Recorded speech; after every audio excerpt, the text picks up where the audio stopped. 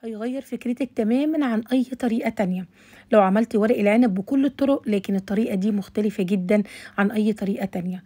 النهاردة هنعمله بطريقة هبة تي في، طريقة حلوة قوي. هنعمل طاجن ورق العنب بالفراخ، لكن الفراخ النهاردة معانا طريقتها مختلفة جدا. لايك وشير كده في البداية عشان يبقى يومنا مشرق بنور الله، ويلا بينا على طول نبدأ طريقتنا الجميلة. مبدئيا كده انا هشتغل بالاوراق، لو حابه ان انت تشتغلي فرخه كامله فمفيش مشكله، هنعملها برضو بنفس الطريقه. جبنا هنا الجريلا، حطينا فيها شويه زيت حلوين، وبعد كده نزلنا بالاوراق بتاعتنا. الاوراق دي كانت حجم كبير. طبعا اهم حاجه ان احنا بنعمل لها محلول ملح ليمون خل، ونسيبها كده لمده لا تقل عن ساعه لحد ما نتاكد ان الزفاره راحت منها تماما. هنبدأ بقى ان احنا نديها صدمة على النار، واول ما تاخد الصدمة والجلد بتاعها يدي اللون الاحمر زي ما انتم شايفين كده، هنبدأ بقى ننزل ايه، هننزل ببصلة كبيرة مبشورة بشر ناعم جدا، يعني بالمبشرة كده مش بايدينا. وكمان نزلنا عليها ب3 معالق من الصلصة، معلقة كبيرة من الملح، ونبدأ بقى ان احنا نضيف التوابل الموجودة عندنا. في كده تغيير بسيط جدا ولازم تحطيه ليه عشان تعرفي الفرق ما بين الطريقة بتاعتي وطريقة اي حد تاني. هنحط هنا معلقة من الثوماء، معلقة من الزعتر، ومعلقة من السبع بهارات. التلات مكونات دول بيديكي طعم كده لا يقاوم، يعني احلى كمان من الفراخ المشوية. يعني انت هتبطلي ان انت تشوي الفراخ بتاعتك، ودايما هتعمليها بالطريقة دي، طريقتي وطريقة هبة تي في. هنقلبها بقى في الصوص بتاعها زي ما انتم شايفين كده، ونسيبها على النار لمدة لا تقل عن 10 دقايق، يعني نوطي النار عليها تماما ونسيبها كده ايه، تاخد كده 10 دقايق على النار. بعد كده هنضيف لها معلقه واحده من دبس الرمان، ده طبعا بيفرق في الطعم وبيدي المزازه الحلوه اللي احنا دايما بنبقى محتاجينها في الاكل. عندنا كمان معلقه من الثوم البودر، بصل بودر، مسحوق الكركم، وهناخد منه معلقه صغيره مش كبيره، علشان هنا بيفرق في اللون كمان، يعني ما يدينيش لون الفراخ اللون الاصفر اللي احنا مش حابينه. هنقلب بقى المكونات دي كده على بعضها شوية، وهنسيبها كمان 10 دقايق على النار. شايفين شكل الفراخ اتغير تماما، ولون الفراخ هنا مختلف، يعني ممكن ان احنا بقى نستكفي عن كده ونحطها تحت الشواية تاخد لون الشوي كده مع حتة فحمة، فكده الدنيا بقت تمام. لكن انا هنا هعمل طاجن، يعني انا محتاجة هنا طاجن هعمله بطريقة مختلفة. هجيب هنا الصينية بتاعتي، هحط شرايح من البصل، شرايح طماطم، فلفل، اي مكونات عندك تقدري ان انت تحطيها في قاع الصينية بتاعتك.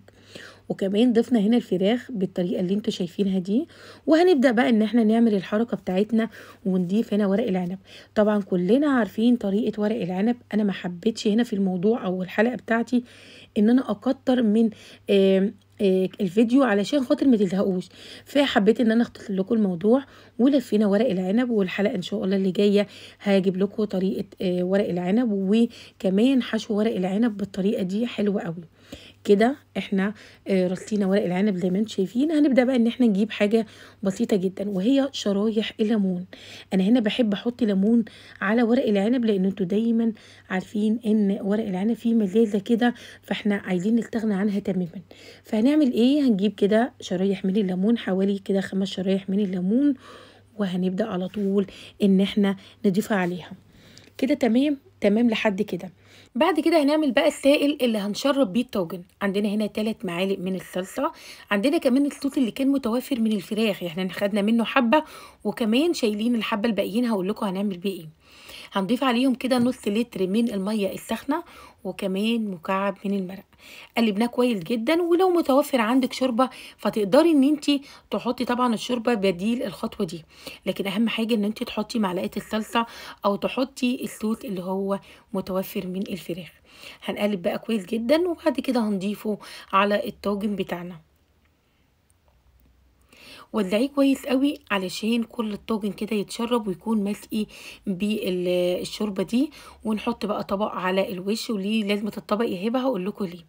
لما بنحط الطبق كده على طاجن ورق العنب او اي نوع من انواع المحشي عامه، فبيكتم ان اي صباع يتفكك تماما. شايفين هو محافظ ان الصباع يفضل كده متماسك مع نفسه. سيبناه على النار قد ايه، سيبناه على النار ما بين 45 دقيقه وما بين 50 دقيقه، يعني هو بياخد كده على النار طاجن ورق العنب اقل كمان من الساعه. كده بقى ما شاء الله شايفين اللون. على فكرة هقول لكم على حاجة، ان ورق العنب ده كان مخزن بقاله فترة كبيرة، يعني بقاله كده حوالي 7 8 شهور، فما شاء الله محافظ على لونه كويس قوي. وكمان لونه بعد ما استوى ما اسودش تماما. ليه بقى؟ لان انت لما بتفتحي على طاجن ورق العنب وهو بيستوي كل شوية فبيديكي اللون الاسود او الوش الاسود ده. فالاحسن ان انت ما تفتحيش على طاجن ورق العنب الا لما يعدي كده حوالي 40 دقيقة وهو على النار. ما شاء الله المحشي من جوه حلو جدا. وعلى فكرة الخطوة دي او الخلطة بتاعة المحشي يعني خلطة كده احلى من اي نوع او احلى من اي خلطة تقدري ان انت تعمليها. فان شاء الله هقول لكم على طريقة الخلطة ومكونات خلطة المحشي. وكمان طلعنا الفراخ. بصوا بقى الحركة دي حلوة جدا. ممكن كمان تاخدي الفراخ تحطيها لوحدها وتحطيها تحت الشواية تاخد لون اكتر من كده. لكن حقيقي طريقة الفراخ انا بعملها على طول من غير طاجن. ممكن تعمليها كده لوحديها فمش هتقدري ان شاء الله تستغني عن الطريقة دي تاني. حطينا بقى شوية من الصوص على الفراخ وتخيلوا الطعم كان خرافي. الحلقة دي من اجمل الحلقات اللي انا عملتها لان انا عشيقة ورق عنب بجد. واتمنى ان شاء الله الفيديو يكون عجبكم. لايك وشير بقى في الاخر. ولو عجبكم الفيديو ما تنساش تكتبوا لي تعليق حلو وتقولوا لي تسلم ايدك يا هبة. اشوفكم بقى في حلقة جديدة وفيديو جديد من حلقات هبة تي في. باي باي.